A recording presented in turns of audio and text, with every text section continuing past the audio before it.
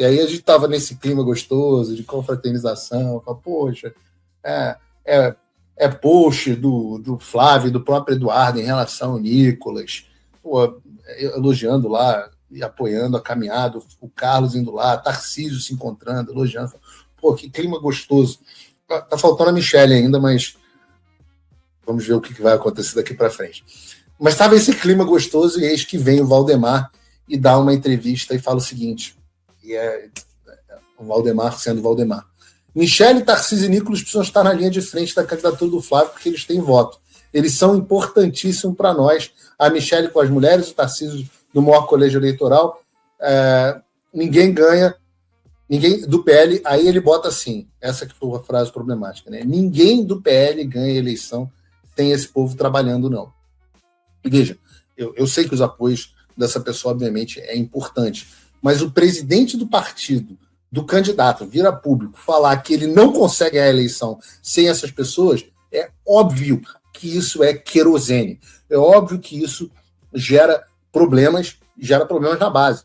Né? Quando eu vi isso, eu, inclusive, entrei em contato com o próprio Valdemar e perguntei o que ele estava fazendo, porque a gente fez um esforço gigantesco nos últimos tempos justamente para promover a maior união entre essas pessoas, entre os quadros da direita e consolidar a candidatura do Flávio, mostrar, acho que os números mostraram que o Flávio, mesmo sem que essas pessoas ainda tenham entrado de cabeça na campanha, os números são muito favoráveis para o Flávio, e o que leva um presidente do partido a dar uma declaração dessa, e aí ele me disse que foi mal compreendido, que não interpretaram direito o que ele quis dizer, mas são as aspas, né? E agora não é hora para esse tipo de erro. E o mais engraçado é que isso tudo que o Valdemar fala que dá problema é porque assim, o Valdemar não deveria estar dando entrevista. O Valdemar não se comunica bem. Se vocês lembram, eu entrevistei o Valdemar nos Pingos nos Is e foi um desastre. Eu não, pro bem da candidatura do Flávio, eu não gostaria de entrevistar o Valdemar. E a mídia sabe disso, e é por isso que a mídia toda hora vai no Valdemar, porque ela sabe que o Valdemar vai ser fonte de confusão. Se o Valdemar falar, vai dar merda. E não só isso, é factualmente incorreto. É factualmente incorreto. O que o Valdemar deveria ter dito era, ele falou que ia corrigir, e eu acho que esse é eu acho que foi isso que ele quis dizer. Você, gente boa aqui. Eu acho que o que o Valdemar quis dizer é que, você repara pelo início do que ele falou, eu acho que ele quis dizer o seguinte: no momento em que você tem Michelle, com toda a projeção dela com as mulheres, Tarcísio, com toda a sua projeção no maior colégio eleitoral do Brasil e a sua boa avaliação como governador do maior colégio eleitoral do Brasil, e Nicolas, com a sua capacidade ímpar, fenomenal de comunicação, Flávio Bolsonaro, já com a matéria-prima espetacular que ele se torna aí sim imbatível. E eu acho que é isso que você quer. Você diga no chat se não é isso que você quer. Eu acho que é isso que o eleitor quer. E eu acho que é isso que o Valdemar quis dizer. E quando eu digo que é uma matéria-prima maravilhosa e que é impreciso, factualmente incorreto o que o Valdemar disse, você pode pegar, por exemplo, a pesquisa do Paraná Pesquisa, e eu confesso aqui, devia perguntar para o Murilo por que a insistência. Já chamei o Murilo aqui do Paraná Pesquisa no programa, o Paulo Figueiredo Show, gosto dele, acho que ele é um poster competente, mas não consigo entender por que a insistência em colocar Tarcísio e Michelle nos levantamentos. Para quê? Já está consolidado. Michelle é a esposa do Bolsonaro, já fez post em relação ao Flávio, não tem feito, mas já fez. Não é uma opção. Tarcísio já deixou claro 417 vezes, já fez tweet dizendo: sou candidato à reeleição em São Paulo. Para que colocar dentro da pesquisa? Obviamente, esse tipo de coisa não sei se é o objetivo, não acho que o Paraná tem esse objetivo. Acho que o Kim Paim discorda de mim nesse sentido, não sei. Mas, de um modo geral, o objetivo disso é continuar fomentando divisão interna. Tá vendo? Se fosse o Tarcísio, não sei o quê, ia ser melhor. Mas, no final das contas, o que o Paraná mostra é que não somente o Flávio está à frente de todos os outros nomes que foram colocados na pesquisa, mas a tendência. Sempre que você analisa as pesquisas de qualquer instituto, a tendência é sempre importante porque permite entender a direção em que as coisas vão caminhar. E a coisa fica mais positiva. Em outubro de 25, o Flávio aparecia com 37% e o Lula com 46%. 46,7%. Então, Flávio, 37%. A diferença entre os dois era de 9,7 pontos. Um mês depois, com uma campanha ainda pouco consolidada, aquela história de balão de ensaio, ele cresceu para 38,6% e o Lula 45,4%. A diferença caiu para 6,8%. No mês passado, no meio de toda essa história das pessoas querendo ainda emplacar Tarcísio, Michele, Ratinho, etc., o Flávio cresceu de novo, foi para 41%, enquanto o Lula caiu consideravelmente, foi para 44,1%, a diferença de 3,1%. Ou seja, em 2 meses, a diferença caiu de 10 para 3. De volta a dizer, sem Michele, Tarcísio e Nicolas engajados na campanha, não só, tá? Eu vou fazer o seguinte exercício, não vou fazer eu no programa de hoje, já pedi para minha equipe fazer isso, e eu optei por não fazer porque não acho que é necessário. Mas você, eleitor, você deve entrar no perfil das lideranças do seu estado. Isso vale para o Nicolas, vale para a Michele, vale para o Tarcísio, porque são as 3 maiores lideranças do PL, exceto Flávio Bolsonaro. Então, a quem muito foi dado, muito será cobrado. Não é isso? Não é essa grande, ou como diz o tio Ben para o Peter Parker, grandes poderes trazem grandes responsabilidades. Então, é normal a cobrança. Mas vale para todos. Quem é a maior liderança do seu estado? Quem é o deputado que você acha mais bem votado? Aqueles que estão querendo ser candidatos ao Senado. Eu quero ser candidato pelo estado de Santa Catarina, estou brigando aqui para ser... Tá bom, quantas postagens você tem feito para a campanha central do partido, que é para o Flávio Bolsonaro? Você tem falado do Flávio? Quem repercutiu a viagem do Flávio aqui? Eu vi repercussão nos jornais do Oriente Médio, vi repercussão nos Estados Unidos, vi repercussão em Israel, mas não vi repercussão suficiente no Brasil. Se eu não tivesse aqui, quem seriam as pessoas da direita? O Kim Paim eu vi que fez também, mas quem seriam as pessoas da direita que estariam cobrindo essa visita histórica que o Flávio está fazendo aqui? Sendo recebido, eu estou testemunhando para vocês, o cara é recebido como presidente. Imagina na hora que essas pessoas que estão em cima do muro, e é normal, elas virão, entrarem de cabeça numa campanha. Flávio e Lula hoje, no Paraná Pesquisa, estão empatados tecnicamente. No futuro, o Flávio está na frente. Na Quest está um pouco atrás. Imaginem o que pode ser feito. Imaginem. Segundo o próprio Paraná Pesquisa, 65,1% dos eleitores ainda conhecem o Flávio só de ouvir falar. Ou então não conhecem nada sobre o Flávio. E eu conheço o Flávio não de ouvir falar. E eu sou analista político, eu vivo disso. Eu estou dizendo para vocês, é uma matéria-prima espetacular. A rejeição do Flávio, quanto mais ele fala, vocês vão ver na entrevista que eu vou passar aqui daqui a pouco, eu gravei agora há pouco, vocês vão ver. Eu terminei a entrevista falando assim, cara, não dá nem para te media train, porque você está muito bem. Então, uma parcela enorme dos eleitores que tem uma opinião negativa sobre o Flávio, mas não o conhece. Então, qual é a tendência? Quando conhecer, passar a gostar. Então, não é. O que o Valdemar falou não é correto. E quando eu critico essas coisas, tem gente que eu estou dividindo a direita. E eu tento não dividir a direita. Falo isso. Procuro. Eu sou uma pessoa que fala sempre que guerra se vence com união. Mas a união precisa ser em torno de algo comum, né? De pessoas que tenham alguma visão em comum para o mundo e que estejam dispostos a somar. Então, em vez, por exemplo, de pega São Paulo, né? A gente está falando do São Paulo, é o maior colégio eleitoral do Brasil. São Paulo é o maior colégio eleitoral do Brasil. Eu falo que você deveria estar cobrando todo mundo, não importa onde você esteja. Mas em São Paulo, o maior colégio eleitoral do Brasil, o senador, um dos senadores de São Paulo, é do partido do presidente, é do partido do Flávio Bolsonaro, do ex-presidente, do partido do ex-presidente e do partido do Flávio Bolsonaro, e do PL. E aí você imagina que, com as eleições batendo a porta, ele está muito engajado, estou falando do senador astronauta, ele está muito engajado na agenda internacional do Flávio, né, poxa, no que o Flávio tem feito, em quais são as propostas do Flávio para o setor de ciência e tecnologia, até apoiando o Flávio com ideias para o setor de ciência e tecnologia. Estou brincando, porque porra, as ideias que o cara tem não merecem entrar numa campanha política. Vejam o que acontece nesse momento. Você vai ver o Twitter e não são postagens em favor do Flávio, não. São a última postagem do Marcos Pontes foi uma postagem exaltando a China.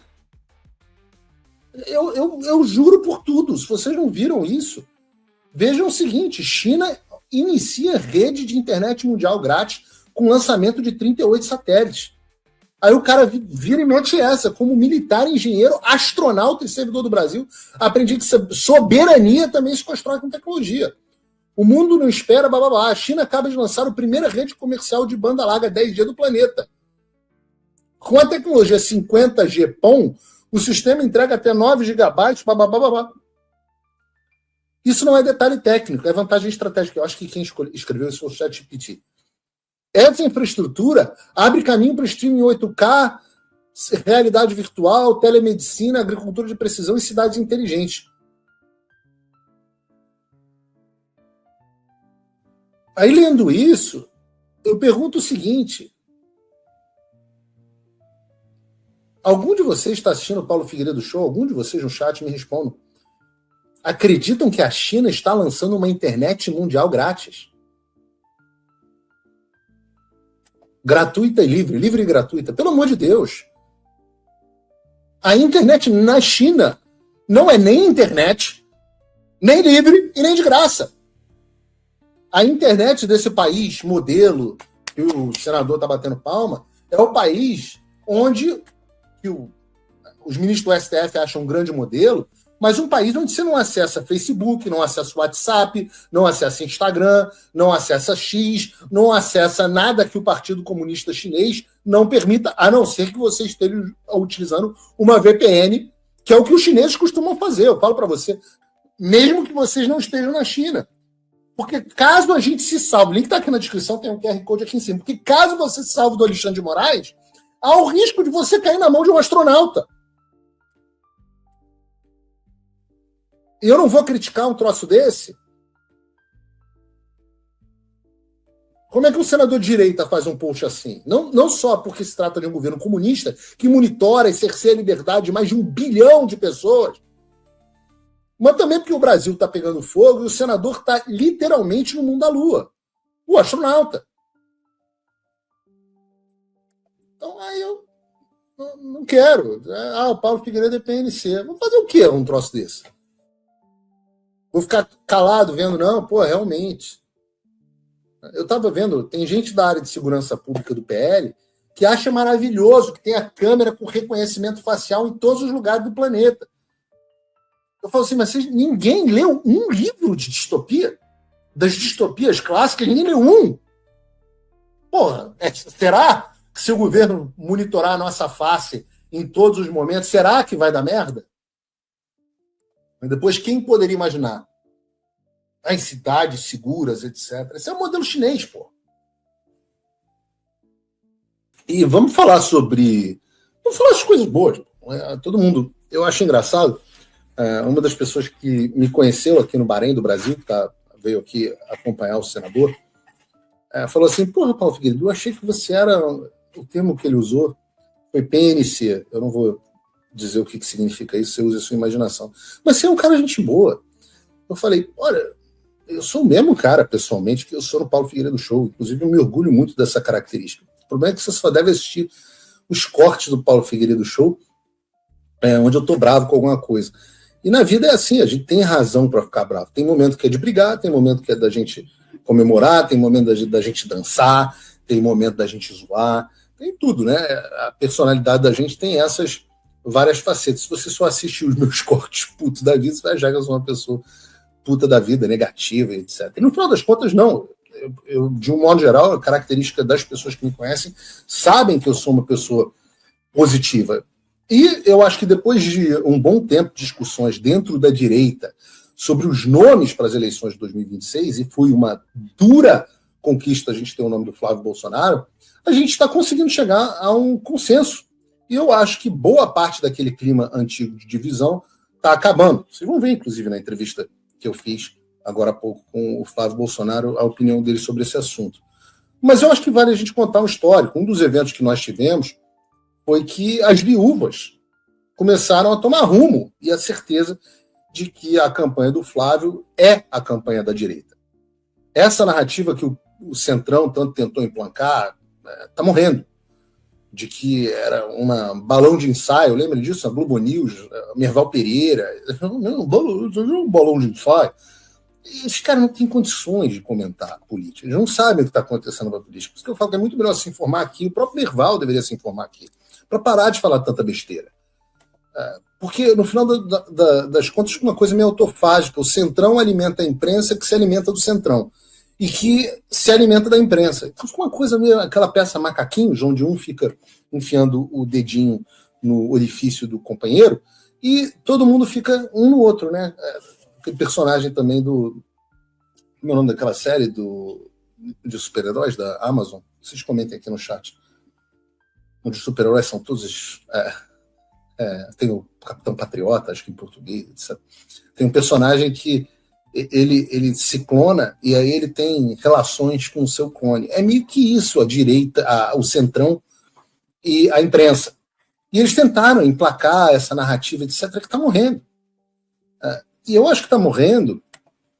Houve uma treta, né? Tem outras viúvas também que não são do Centrão. Vocês viram a minha treta com o Silas Malafaia. Né? O Silas Malafaia, eu sempre gostei do Silas, ele conseguiu a façanha de brigar até com as pessoas que gostam dele. E aí, quando a gente tem que brigar, a gente briga, né? Não tem jeito. Tô até para marcar um debate com o Silas, de repente, quando eu voltar para os Estados Unidos. Mas o grande problema de fazer esse debate é que eu acho que não tem mais o que ser debatido, né? O debate seria em torno do Tarcísio. Quem seria o melhor candidato, Tarcísio ou Flávio? Mas o próprio Tarcísio, que se encontrou com Jair Bolsonaro na semana passada, deu uma declaração que eu acho que cala a boca de todo mundo.